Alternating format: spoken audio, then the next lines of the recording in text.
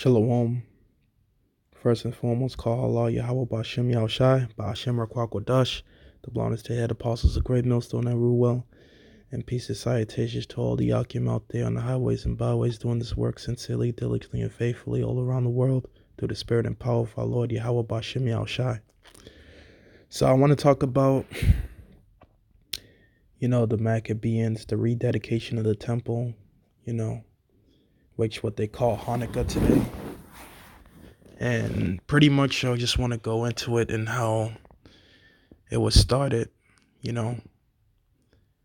because this devil Antiochus the fourth, and his henchmen, were the ones that sacked Jerusalem. They took over Jerusalem. They decimated the temple, the holy temple of Jerusalem, by putting all abominable food, sacrificing, swine's flesh and all these abominable statues in the temple and everything, and began to oppress, the nation of Israel,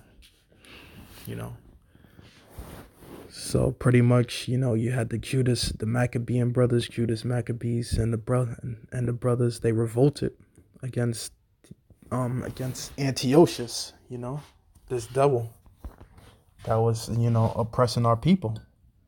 So the Most High rose them up and they revolted, and pretty much it was an 8-day war where, Antiochus was plagued with a incurable disease, so to say, and ultimately was killed because the Most High killed him from within, from his pride, of what they did unto the children of Israel.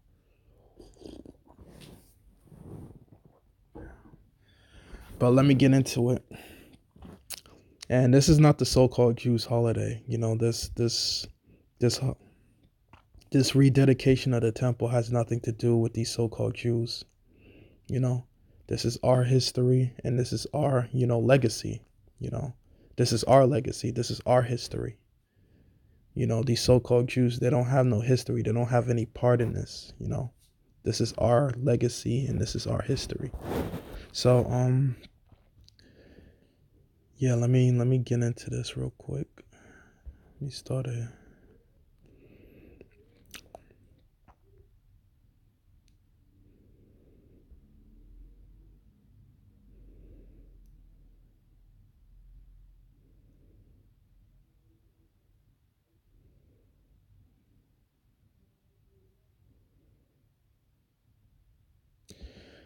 So let me start at verse 1. This is 2 Maccabees chapter 2. For chapter 9, exact, so it's like it. Chapter 9, verse 1. And about that time came Antiochus with dishonor out of the country of Persia, for he had entered the city called Polisopolis, Salakia, I can't pronounce it, and went about to rob the temple and to hold the city, whereupon the multitude running to defend themselves with their weapons put them to flight. And so it happened that Antiochus beginning being put to flight of the inhabitants returned with shame. And now when he came to Actane, news was brought him with had happened unto Nicanor and Timotheus. Pretty much, the Maccabean brothers slayed these two devils right here, and killed them. So pretty much messengers went back to Antiochus, what happened to their, on what happened to their henchmen, which were these two devils right here, Nicanor and Timotheus, So this brought anger and infuriation more onto Antiochus the fourth, So this is what happened. Then swelling with anger, he thought to avenge upon the Jews for this disgrace. So he wanted revenge. He wanted cold-blooded revenge for what had happened to these two devils right here. These two demons right here, Nicarau and Timotheus. So then, swollen with anger, he thought to avenge upon the Jews the disgrace done upon him by these that upon unto him by those that made him flee. Therefore commanded he and his chariot men to drive without cease, and to dispatch the journey to judgment of the Most High. Now following him, you see the Most High. You see the Most High already had something cooked up for this devil right here. The Most High had something cooked up well for this devil right here. So as he's having thoughts of revenge and getting revenge upon what was done to these two devils right here, Nicarau and Timotheus, as he has thought to avenge their deaths. Death is following him now. Now the death and the judgment is following him now. And little does he know. So I'm reading on. The judgment of the Most High now following him, for he had spoken proudly in this short that he would come to Jerusalem and make it a common burial place for the Jews. He thought he could just come in there and just thinking that he's just gonna kill all of us, all the Israelites that would dwell in there, and make it a wasteland. But this is what the Most High is gonna do to him. So, verse 5, but the Lord Almighty, the God of Israel, smote him with an incurable and invisible plague, or as soon as he had spoken these words, a pain of the bowels that was remediless came upon him, and sore torments of his inner parts, the worms, and the most justified justly, for he had tormented other men bowels with many and strange torments. 7. Howbeit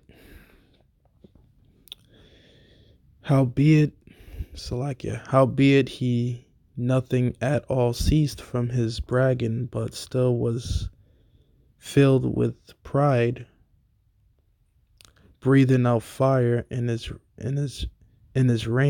rage against the Jews. So this devil, he's still proud. He still believes in his heart that he's gonna avenge and that he's gonna carry out what he sought out to do against the Israelites. But this is what happened. And commanded to haste the journey, but it came to pass that he fell down from his chariot, carried violently, so that having a sore fall, all the members of his body were much pained. And thus he that a little afore thought he might command the waves of the sea, so proud was he beyond the condition of man. And wait, and this devil, he was still proud. Even all of this that's taking place within his body, he's still proud and arrogant. He still believes in his heart that he's gonna still carry out his mission, which his mission was to go out and destroy the Israelites in Jerusalem. So reading on. And wait the high mountains in the balance was now cast onto the ground, and carried in a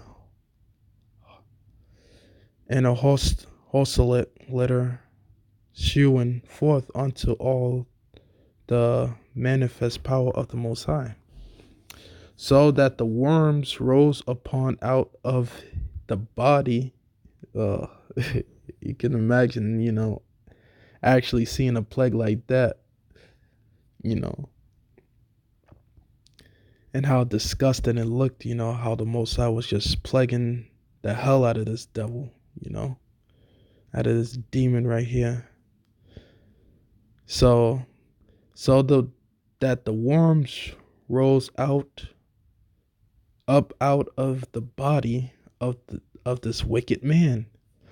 And while he lived in sorrow and pain, his flesh fell away, and the filthiness of his smell was noisome to all his army.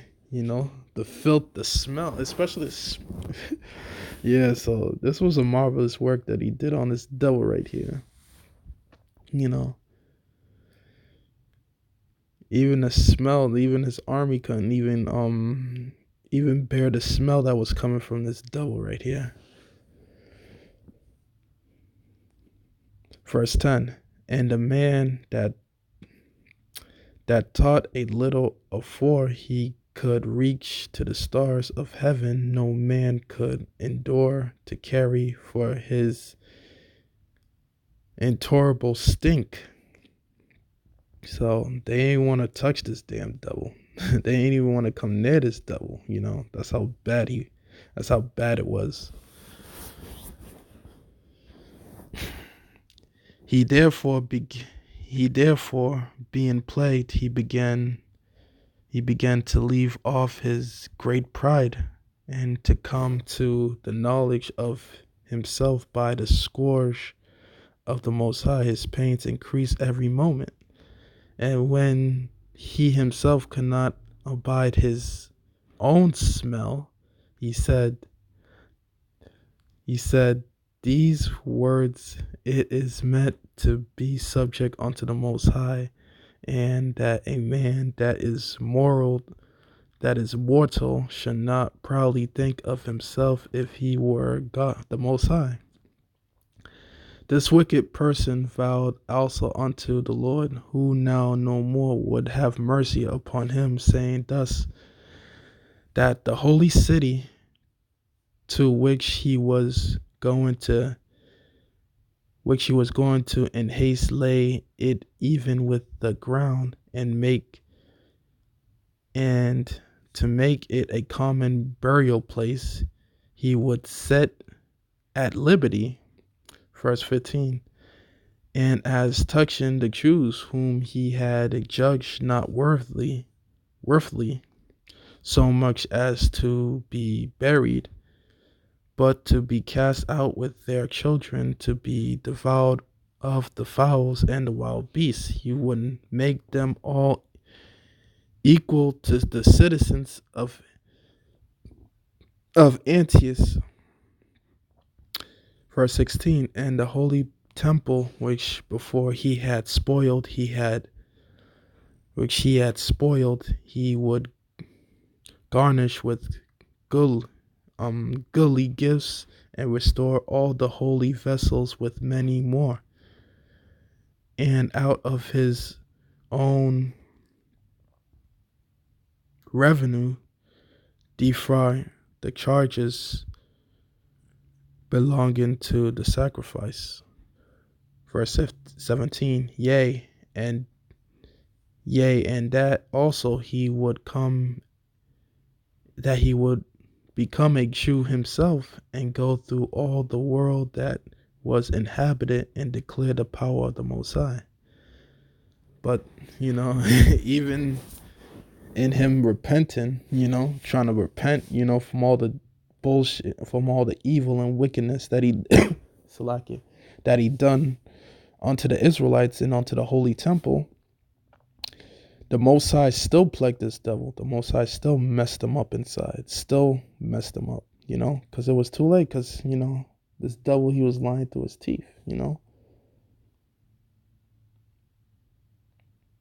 Because even if the Most High did restore this devil back, this devil would still do what he was going to do unto the nation of Israel. So so you can't trick Yahweh Ba'Shem Yahweh Shai.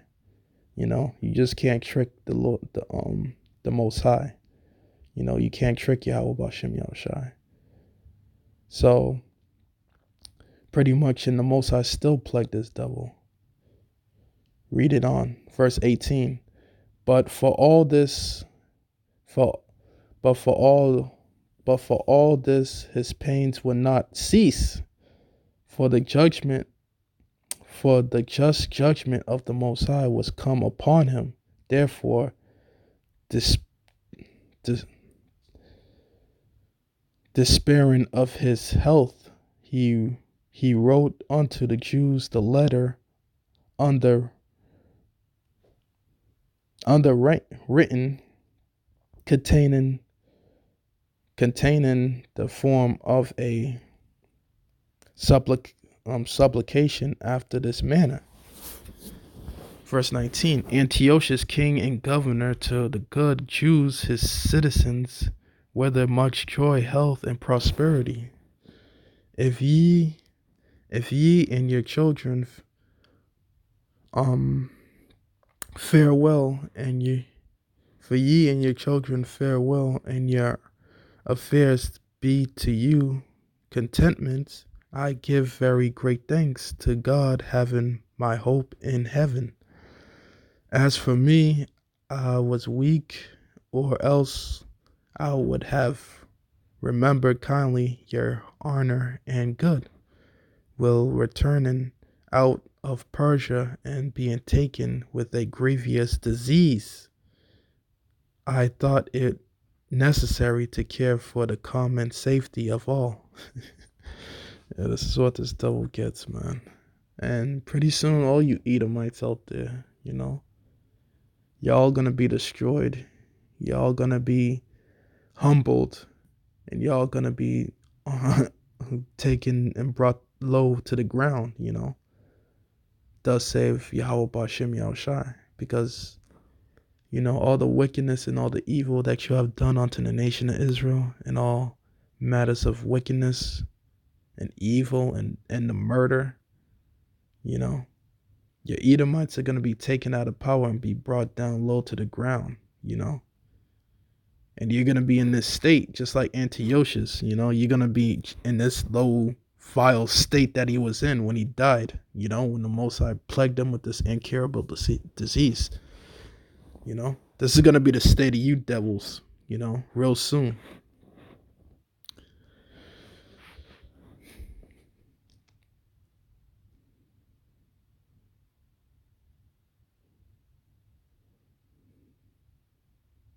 So verse 22, not discussing my health, but having great hope to escape this sickness. You see, you see, the Most High ain't gonna let you escape this sickness. This is your judgment, Esau. Because, for you Edomites out there, once the Most High gets you in that state and gets you down and brings you down to your knees, that you're begging for mercy and for forgiveness, that's when the Most High will get you. And you ain't escaping that judgment. Once that Most High drops that hammer on you, that full hammer, that full weight of judgment, his full weight of judgment upon you devils, there's no escaping it. You're going to have to just endure that pain just like we have, When the Most High, told us not to, when the Most High said that if we disobey the laws, statutes, and commandments, that all these curses will come upon us and overtake us. And it surely has, and the Most High brought that full weight upon us. Well, the same goes for you devils. The same is going to go for you devils, pursuant to the book of Deuteronomy, the 30th chapter and the 7th verse, The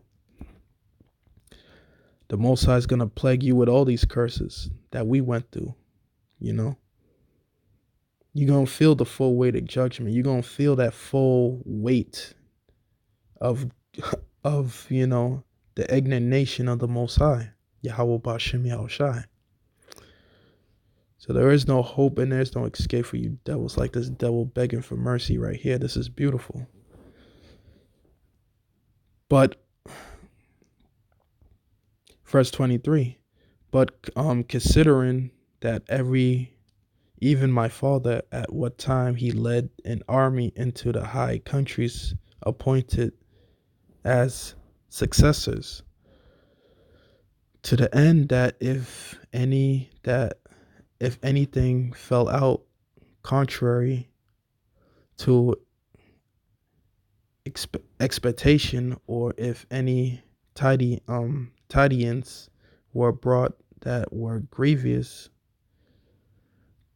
they of the land, knowing to whom the state was left, might not be troubled. Again, considering how that the princes that are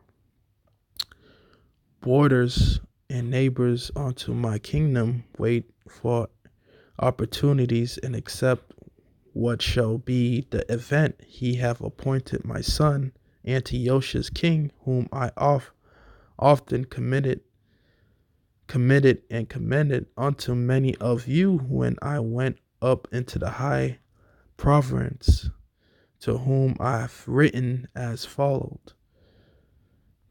You know, so pretty much is this double.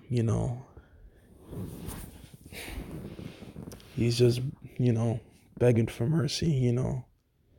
Trying to seek forgiveness and sympathy, but this is too late. There's not going to be no sympathy for you devils when you brought this low for all your pride and all your evil.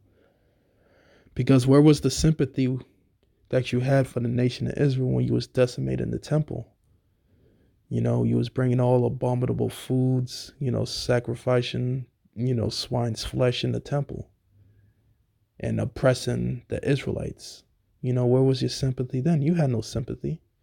So now that you're in your low state, that the Most High plagues you with this incurable disease, now you want to, now you want sympathy. Now you want sympathy. Now you want mercy. Wickedness. All right, verse 20, verse 26. For I pray and request you to remember the benefits that have done unto your general, and in special that every man will be still faithful to me and my son. For I am persuaded that he, understanding my mind, will favorable and gracefully yield to your desire. Thus the murderer and blasphemer have suffered most grievously, as he entreated other men, so died he a miserable death in a strange country in the mountain. And Philip, that was brought up with him, carried away his body, who also fearing the son of Antiochus went into Egypt to Ptolemais, Fomentua. Can't pronounce that, Salakia. So pretty much, this is the death of this devil, Antiochus the fourth. The Most High plagued him, and by the Most High plaguing him, and killing him like that, now becoming the rededication of the temple through the Maccabees brothers. So this is pretty much going to the rededication now of the temple. So verse 2, Second Maccabees chapter 10 verse 1, and it reads, Now Maccabeus and his company, the Lord guiding them, recovering the temple, recovering the temple and the city. So now the city, now the temple and the city is now being recovered, through the Maccabee brothers. But the altar which the heathen have built in the open streets, and also the chapels, they have pulled down. So they're pulling down, these devil's strongholds now. The the stuff that these devils done built in the city and in the altars, and in the chapel. So these brothers right here, the Maccabean brothers, are destroying them and bringing them down. And having cleansed the temple, they made another altar, and striking stones, that they took fire out of them, and offered a sacrifice after 2 years, and set forth incense and lights, and shewbread. And when that was done, they fell flat down and besought the Lord that they might come no more into such troubles. But if they sinned any more against him, that he himself would chasten them with mercy, and that they might not be delivered unto the blasphemous and barbarous nations, like the nation of Esau, Edom, this devil. So now upon the same day that the strangers profaned the temple, on the very day it was cleansed again, even the 20th day of the same month, which was Clausus. And they kept the 8 days, with gladness, as in the Feast of Tabernacles, remembering not long afar they had held the Feast of the Tabernacles, when as they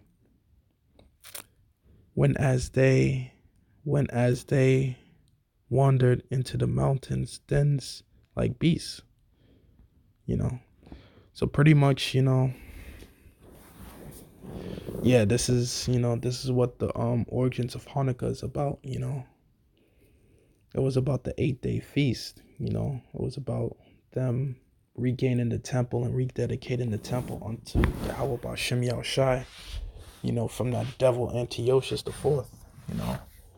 So this is what pretty much Hanukkah was all about. It was pretty much the rededication of the temple within the 8 days, within the 8-day war, rededicating the temple unto Jerusalem, through the Maccabean brothers that revolted against this devil Antiochus the Fourth.